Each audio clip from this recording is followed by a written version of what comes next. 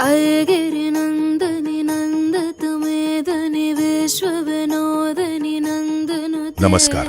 आज आपण महिषासुरमर्दिनी स्तोत्रातील काही महत्वाच्या भागावर पटकन एक नजर टाकूया.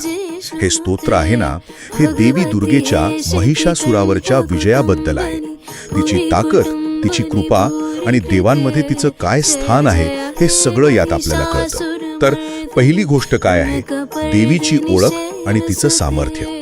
तिला महिषासुरमर्दिनी म्हणतात, म्हणजे महिषासुराला मारणारी, आणि शैलसुता म्हणजे पर्वताची मुलगी. सगळे देव तिला वंदन करतात आणि जय जय हे हा जयघोष तिच्या विजयाचं प्रतीक आहे, तिचं महत्त्व दाखवतो.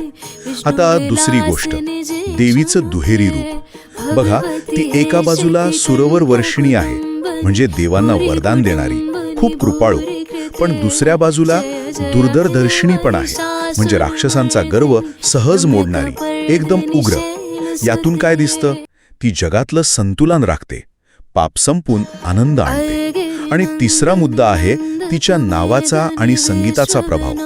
असं म्हणतात की तिच्या नावाचा जप केला ना तर भक्तांना विजय मिळतो, जप्य जये. म्हणूनच सगळं जग तिची स्तुती करतं, विश्वनुते. इतकंच नाही, तिच्या वीणेचा तो मधुर आवाज आहे ना, वीणामृते, तो सुद्धा तिच्या प्रसन्न रूपाची आणि सकारात्मक ऊर्जेची ओळख आहे.